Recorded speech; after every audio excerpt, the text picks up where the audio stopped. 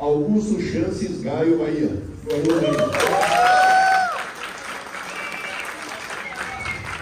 Felipe Marques da Silva. Felipe Amado Brander. Guilherme Gonçalves Faria.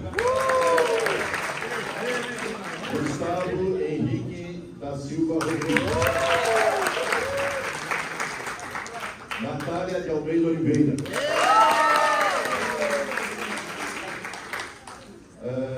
Vocês têm 20 minutos para a apresentação do trabalho. Em seguida tem a admissão da banca, tá? Se a banca solicitar que vocês deem resposta a uma pergunta deles, tá?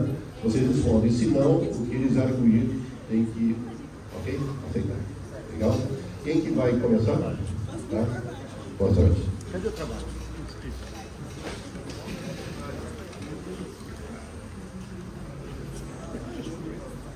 Quer para vocês?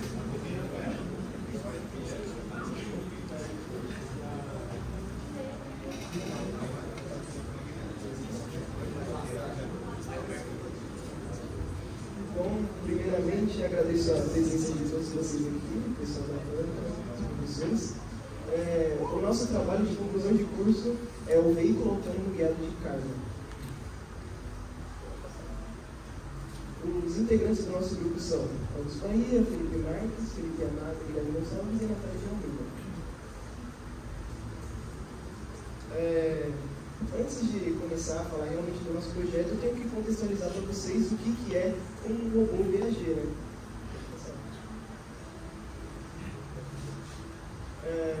A definição de viajeiro, como já estava no primeiro slide, é veículo autônomo guiado. Ele é um veículo que não precisa de um controlador, não precisa de um motorista, digamos assim, para conseguir guiar por uma fábrica, pela instalação que ele vai operar. E nessa apresentação a gente vai falar sobre os componentes principais que a gente usou para a montagem do projeto, o tipo de navegação que a gente escolheu, porque existem vários, mas a gente escolheu um específico, as capacidades funcionais do nosso projeto, as aplicações da indústria que ele pode apresentar e os benefícios que ele traz. A origem do robô viajeiro vem de 1954, quando Arthur Barrett criou o primeiro protótipo. Ele era o CEO da empresa Barrett Electronics e criou o Guy O'Malley. Foi o primeiro robô viajeiro que a gente pode considerar. Esse robô, ele não precisava de ninguém controlando e ele era guiado por um fio que ficava no teto das instalações. Ele não suportava a carga em cima, mas ele puxava uma carga que era atrelada a ele na parte traseira. Ali na esquerda, vocês podem ver o primeiro modelo criado por Barrett. Ali ficava a carga atrás desse robô. E do outro lado, a gente pode ver a evolução dos anos, né, o avanço tecnológico que proporcionou que grandes empresas como Toyota, Kuka, pudessem melhorar o projeto, o protótipo inicial, e aplicar em diversas áreas da indústria. Agora eu vou passar para o Felipe Marques, que vai falar um pouco sobre os objetivos do projeto e as normas regulamentadoras.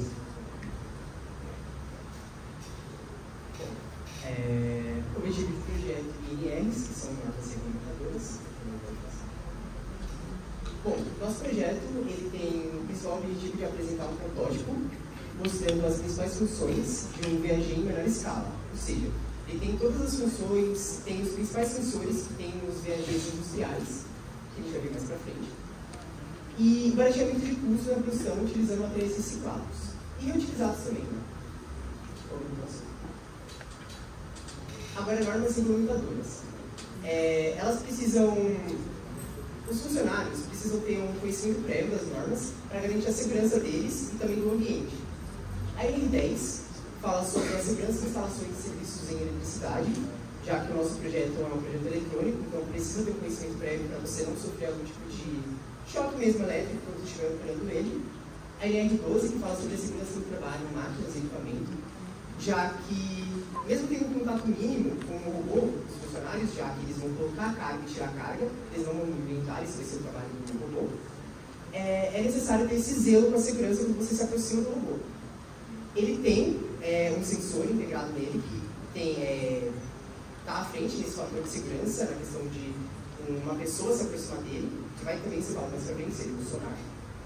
A NR17 que fala sobre a ergonomia, não somente sobre, de novo, o funcionário vai estar em contato com o robô carregando carga, descarregando a carga, mas também a ergonomia fala sobre o ambiente em si, porque para a empresa, para o escritório, para o almoxarifado receber esse tipo de tecnologia, precisa ter um espaço adequado para ele. A ergonomia, a NR17 sobre ergonomia fala sobre isso. A NR26, sinalização de segurança, porque no ambiente precisa estar sinalizado no chão, precisa estar sinalizado com placas também no ambiente, onde que é a área de operação do robô. A elaboração do projeto eu vou deixar com o Felipe Amado. Bom dia a todos. Na elaboração do projeto eu vou falar principalmente sobre os componentes utilizados. Aqui temos os motores DC, no caso, eles são de 3 a 6 volts, eles servem principalmente para a locomoção do nosso projeto. As rodas de borracha, nesse caso de 68 milímetros, para uma melhor atendência no solo. O Arduino Uno, que é a nossa placa, que a gente tem toda a nossa programação, que vai ressaltar que essa peça quadrada que vocês veem no centro dela é o microprocessador, o Atmega 328, que é nele que é compilado toda a nossa programação. O sensor Shield, que no nosso caso se mostra necessário, pois o Arduino Uno se limita a 2 portas de 5 volts e nós necessitávamos de mais, por isso o Arduino Shield serve como uma expansão da placa. A ponte H, mais conhecida como L29N, L29.8N, que serve principalmente para a individualização dos motores. E sem eles, os motores iriam simplesmente ou para frente ou para trás. Ele serve principalmente para a individualização de cada motor, para fazer movimentos de curvas, enfim. O sensor ultrassônico, como dito pelo meu amigo Felipe Marques, que nesse caso é o HC-SL04, que é o que ele mesmo disse que é necessário para as normas e para todo o ambiente de trabalho, principalmente pela segurança, esse zelo, né, com a segurança em caso de prevenção de acidentes. Os sensores infravermelhos, como dito no início, o tipo de navegação que nós utilizamos é o seguidor de linha, né? Ele segue uma linha e é o que o nosso sensor infravermelho com os seus respectivos 4 módulos utiliza. As placas de acrílico e os parafusos que servem para a estruturação do nosso projeto foi um recurso pensado por causa do acrílico, que é um acrílico reciclado. Os cabos jumpers para todas as ligações dos componentes. Agora eu vou passar a palavra para o Guilherme Gonçalves para ele falar um pouco sobre o cronograma e o orçamento. Bom dia a todos. Eu vou falar um pouco sobre o cronograma e o orçamento do Yamada. Bom, o cronograma foi o nosso principal aliado na parte de planejamento do projeto. Ele foi uma etapa que a gente concluiu, que a gente fez logo no início do ano e serviu como grande parte para o planejamento do projeto. Como é o caso do brainstorm, que a gente fez a discussão de ideias, decidir qual foi o tema que a gente iria usar, e etc. Como até mesmo a apresentação que a gente está fazendo hoje. Como a gente pode ver, a gente teve alguns atrasos no mês de maio a agosto, na elaboração do trabalho escrito, na compra dos materiais, mas felizmente a gente conseguiu recuperar no mês de novembro e conseguimos concluir com base no que nós esperávamos com o planejamento em si. Agora falando um pouco mais sobre a parte do orçamento, o nosso trabalho total custou cerca de R$241, mais ou menos. Um dos principais componentes que a gente pagou mais caro, que foram os mais importantes no caso, foi o Arduino, que custou R$40, e as placas de acrílico, que todas custaram em torno de R$100. Bom, aqui, quando a gente compara o nosso robô no nosso orçamento com um valor industrial, com uma empresa que é especializada nesse tipo de projeto, que no caso é o AGV Robot Q3600C, que é feita por uma empresa chinesa, custando um valor aproximadamente de 10 mil euros, ou aproximadamente convertendo em reais, R$4.000.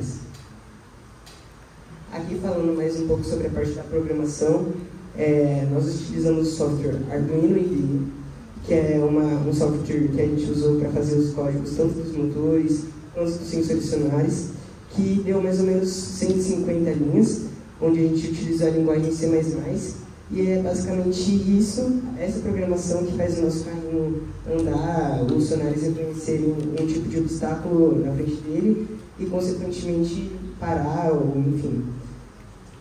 E aqui, basicamente, falando um pouco mais sobre o esquema eletrônico, que é basicamente o coração do projeto, onde, basicamente, a gente pode ver todos os componentes, fala-se pelo meu colega Yamada, na prática, onde, vou mostrar aqui mais ou menos, onde aqui a gente pode ver os motores, como o qual ele falou, aqueles amarelinhos, aqui a ponte H, ligado com os caminhos jumpers, aqui o Arduino, que está ligado no sensor sonar, aqui em cima as baterias, aqui os sensores infravermelhos e seus respectivos módulos, consequentemente ali.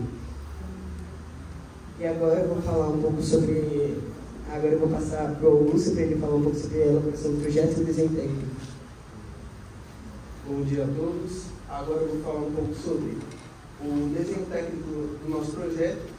Aqui nós temos a primeira parte do desenho técnico, que é a vista superior, onde nós conseguimos ver uma parte da estrutura do projeto e as rodas, que seria o projeto visto por cima. Pode passar. Aqui nós temos a vista frontal do projeto, onde conseguimos ver por outro ângulo, que seria frontal, outras medidas do projeto. Isso é muito usado por fábricas ou para quem queira reproduzir o nosso projeto. Então ele vai pedir o desenho técnico, a gente entrega só pelas medidas e pelos componentes ele sabe como montar e cada peça vai em cada lugar. Pode passar. Aqui a gente tem a vista lateral esquerda, sendo a última parte do desenho técnico, mas não a menos importante. Aqui são alguns cálculos de resistência e potência que a gente usou para calcular quanto peso a chapa que fica em cima aguentaria e quanto peso as rodas aguentariam para levar o carrinho de um lugar para o outro. Primeiro nós temos os cálculos da chapa. A gente fez um cálculo simples, pois nós tínhamos uma chapa reserva e nós testamos e vimos que o máximo que uma chapa dessa aguentaria são 23 kg. Com base nessa informação e com base na redução que a gente usou de aproximadamente 30%, porque essa chapa tem alguns furos que servem para furações e também para passar cabos, o que acaba diminuindo a resistência da chapa em aproximadamente 30%. Isso nos dá uma carga segura de 16 kg ou 157 newtons para uma carga segura de trabalho. Aqui nós temos um cálculo de potência que nós usamos baseado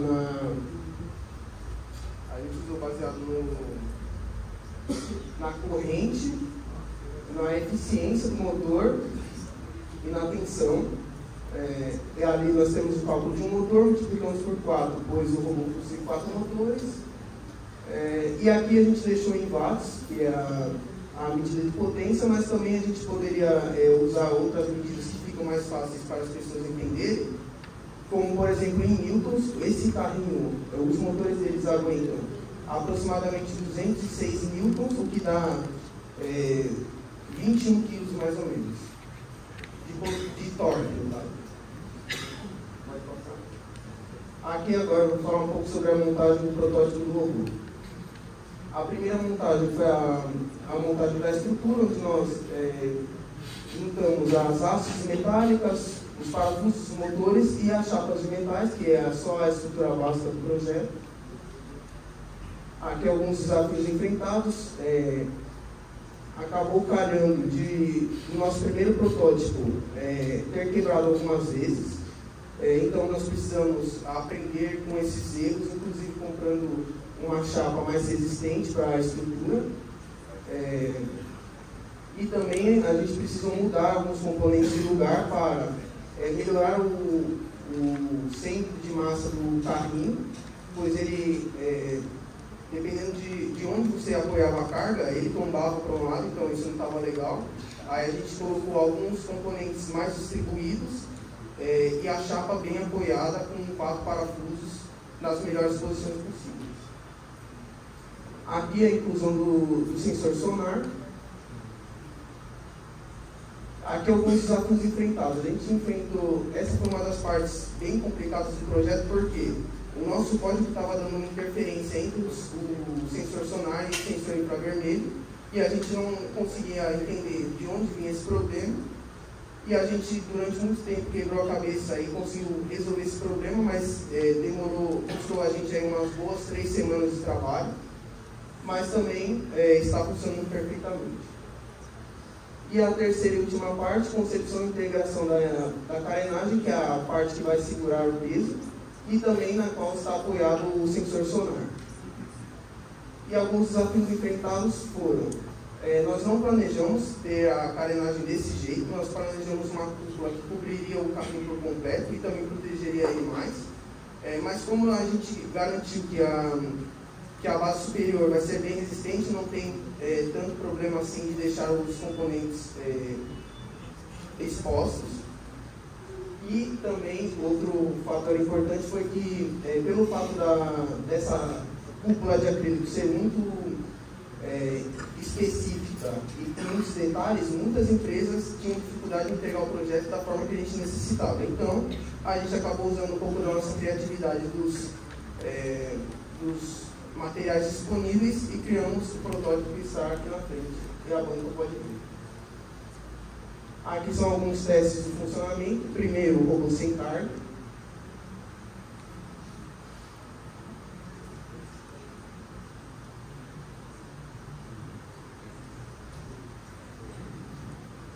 Aqui vemos que ele segue a linha perfeitamente. Ele para quando algum objeto entra à frente dele.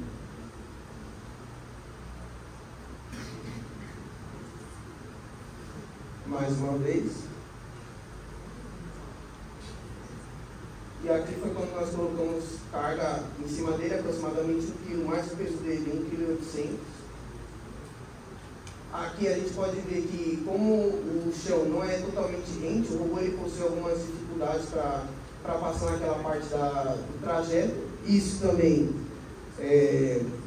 a gente falou na NR, ou seja, o ambiente precisa estar em quase perfeitas condições para que o robô funcione da melhor forma possível. E agora eu vou passar a palavra para a Natália, que vai fazer a conclusão. Concluindo nossa apresentação agora, eu vou falar sobre os resultados conquistados através da montagem e dos testes, que felizmente foram resultados positivos, não só na locomoção do robô pelo ambiente simulado, que no caso é a linha, como também na função do sensor, que é quando a gente coloca, quando ele identifica um objeto, ele tem essa ação de parar.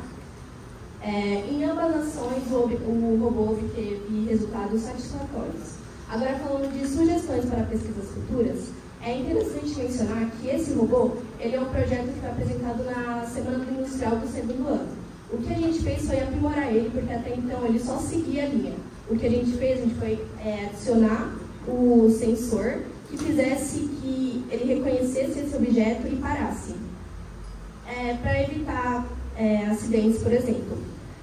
Mas outras sugestões de pesquisas futuras que ele poderia ter, por exemplo, sensores nas outras direções que fizesse com que, além dele parar quando ele reconhece o objeto, ele pudesse desviar também. Ou também uma implementação de um sistema à prova d'água, que seria bem interessante. Ou no ambiente externo, em vez de ele ter a bateria como a fonte de energia, ele também tivesse uma placa solar. Essas sugestões são sugeridas para ajudar não só para melhorar a vida útil do robô. Agora, indo para as considerações, são os agradecimentos.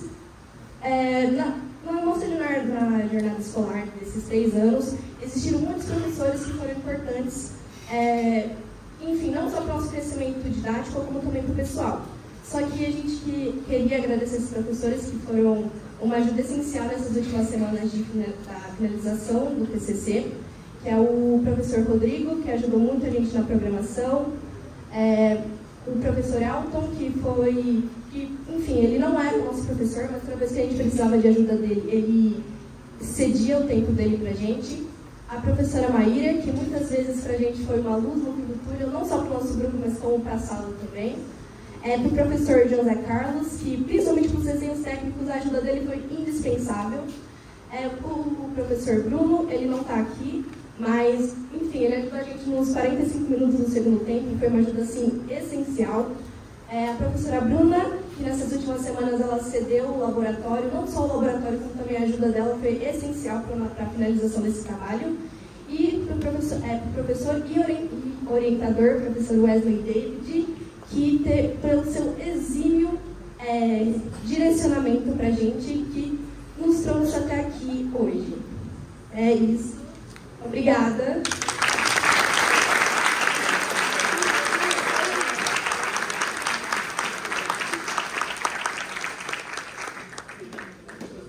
Pessoal, parabéns, hein? Eu gostei do trabalho aí. Gostaria das considerações à missão do professor José Carlos. Bom dia. Parabéns aí para vocês aí. Eu tive o prazer de dar aula para essa turma no primeiro ano. Alguns deles aí, primeira vez, eram molequinhos, nem voz de homem tinha. Agora a gente chega no terceiro ano, eu voltei a dar aula para eles, peguei uma aula de teoria com eles. Agora que eu entrei na sala, eu fiquei muito surpreso, porque eles desenvolveram de uma maneira brutal. São 3 anos aí, japonês ali, então, nossa, tem uma evolução na parte de intelecto e na parte física também. Tiraram todos os homens aí. Então, algumas perguntas aí. Vocês fizeram o teste com 16 quilos dele, não? Vocês acham que ele aguenta? Não, mas não aguenta não por causa dos motores e nem por causa da carcaça. Não aguenta por quê? Porque o suporte entre o motor e o carrinho é feito de plástico que tende a fazer com que o motor ceda para dentro e ele comece a raspar na própria estrutura, o que diminui e faz com que o carro tenha que se esforçar mais. Mas o que a gente testou e que conseguiu andar tranquilamente foram em média 4 a 5 kg. Então tá. Então, novamente, parabéns aí pelo progresso, parabéns por estar concluindo. Eu sei que vocês fizeram o ensino médio junto com o mecatrônico. O objetivo maior que eu percebo dos alunos é fazer o ensino médio visando a universidade. Tá? Eu recomendo que vocês façam um bom inglês e aproveitem o conhecimento que vocês adquiriram aqui para tentar arrumar um emprego na área de trabalho nessa parte de mecatrônica. O mercado é muito carente, simplesmente não joga fora, não, eu terminei, não sei se eu gosto de mecatrônica, se eu não gosto. O mercado precisa de gente de mecatrônica. O mercado precisa de gente que fala inglês. Arruma um trabalho, faça uma faculdade depois, pense em ajudar o papai e a mamãe que investiram em vocês até agora. Tem que pensar neles, né? E tem que ganhar dinheiro. Não faz capitalista, tem que ganhar dinheiro e depois você faz a faculdade. Tem que entrar na área, tem um monte de empresa precisando e aproveite o conhecimento que vocês adquiriram aqui. Sucesso a isso.